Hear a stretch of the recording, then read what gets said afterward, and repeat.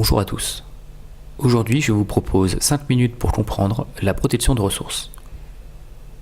Le comportement de protection de ressources se déclenche lorsqu'un individu s'approprie un objet, qu'il soit matériel, alimentaire, environnemental ou spatial, et qu'il le défend contre toute récupération par autrui. Dans une interprétation purement humaine, nous pourrions rapporter cela à des valeurs d'égoïsme ou d'individualisme, bien qu'il soit toujours hasardeux d'extrapoler nos schémas de pensée sur d'autres espèces, les visions et représentations du monde étant bien différentes.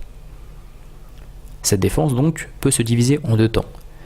Une phase d'intimidation, durant laquelle le chien va déployer des outils de communication, fixation du regard, piloérection, posture raide, retroussement des babines ou encore grondement et grognement, le chien attendant alors la réponse du protagoniste. Et une seconde phase, celle de l'agression proprement dite, si l'individu en face n'a pas obtempéré à ces menaces. Nous pouvons alors observer une gradation de la morsure en fonction de l'excitation du chien et de sa motivation pour la ressource, mais également de la réponse de son adversaire durant cette interaction. Le succès de l'agression joue un rôle incitateur et augmente la probabilité de nouvelles agressions. Cela dit, l'agression est un comportement adaptatif, et il est impossible d'éliminer ces comportements, mais ils peuvent cependant diminuer en les canalisant et en augmentant leur seuil de déclenchement. Les éthologues, ces scientifiques qui étudient le comportement d'une espèce, expliquent ces relations d'agression par le modèle du RHP, comprendre Resource Holding Potential, ou potentiel à s'approprier des ressources, selon Parker et une étude publiée en 1974. Ce modèle RHP prédit simplement l'issue d'une bataille entre deux animaux selon la valeur subjective de la ressource pour chacun. Soit, plus on perçoit que cette ressource vaut cher, plus on va la défendre. Cette estimation de valeur varie entre les individus selon leur expérience avec la ressource concernée.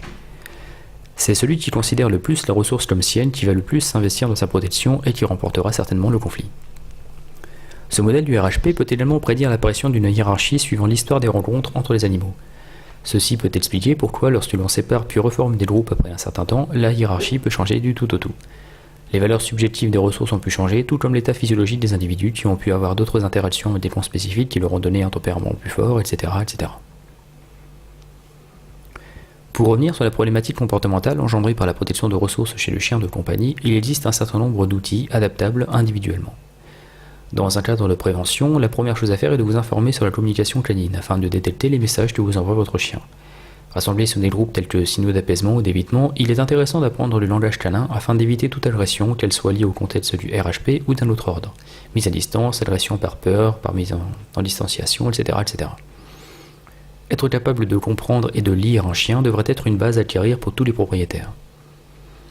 La seconde chose à faire lorsque vous venez d'adopter un jeune chiot au sein de votre foyer serait de lui apprendre les notions de partage de ressources, d'apprentissage de la frustration et de structurer son espace. Dans un cadre de rééducation, suite à l'adoption d'un chien de refuge souvent porteur d'un passif inconnu et régulièrement lourd, mettre en place des apprentissages tels que le tu laisses, des notions de troc et de partage de ressources avec des congénères et des humains peuvent être de bons axes de travail. Adapter l'environnement en conséquence et toujours valoriser positivement l'approche de l'humain aide aussi le chien à comprendre qu'autrui n'est pas systématiquement aversif et à abaisser son état émotionnel.